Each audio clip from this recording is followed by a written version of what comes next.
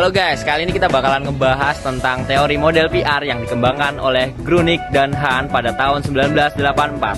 Model ini sangat penting dalam memahami peran public relation dalam suatu organisasi. Ada 4 model utama yang dikemukakan oleh Grunig dan Hahn, yaitu Press Agentry atau Publicity Model, lalu ada Public Information Model, Two-Way Asymmetrical Model, dan Two-Way Symmetrical Model. Mari kita bahas satu persatu. Model pertama adalah Press Agentry atau Publicity Model. Model ini lebih berfokus pada penyebaran informasi untuk mendapatkan publisitas. Informasi yang diberikan mungkin saja tidak selalu akurat karena tujuan utamanya adalah menciptakan perhatian publik.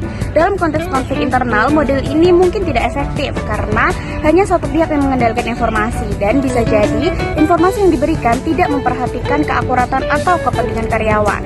Studi kasus pada tahun 2022, Refresco dituduh menggunakan bahan berbahaya dalam produk minuman mereka.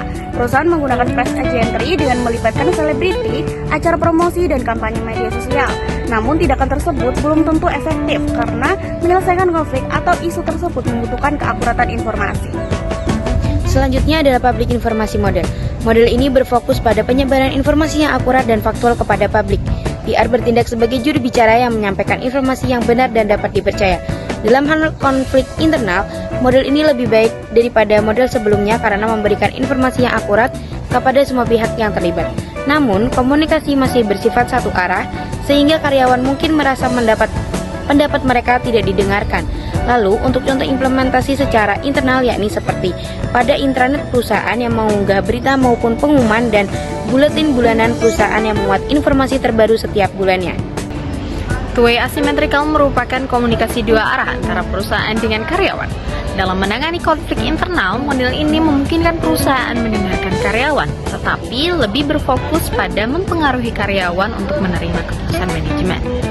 Contohnya ketika ada demo terkait upah pekerja, tindakan PR menyediakan fasilitas seperti ruang diskusi atas keluhan dan saran terkait tuntutan upah.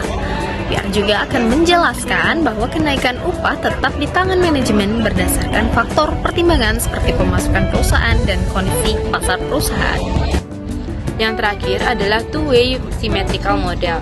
Model ini menekankan komunikasi dua arah yang seimbang antara perusahaan dengan karyawannya. Tujuan utamanya adalah untuk mencapai hubungan yang harmonis antara kedua belah pihak. Dalam menyelesaikan konflik, model ini paling ideal karena menekankan pada dialog dan negosiasi antara perusahaan dengan karyawannya, dengan saling mencari solusi yang saling menguntungkan antara kedua belah pihak. Contoh kasus yang berhasil diselesaikan dengan model ini adalah kasus mogok kerja yang dilakukan PT Sinar Baru Tekstil akibat upah yang sangat rendah dan jam kerja yang sangat panjang. Dari keempat model ini jelas terlihat bahwa Two-Way Symmetrical Model adalah yang paling efektif dalam mengatasi konflik internal di dalam organisasi. Model ini memungkinkan terjadinya komunikasi yang adil dan seimbang sehingga semua pihak merasa didengar dan dihargai. PR memainkan peran penting sebagai mediator dan fasilitator dalam proses komunikasi ini. Dengan menggunakan model ini, organisasi dapat menciptakan lingkungan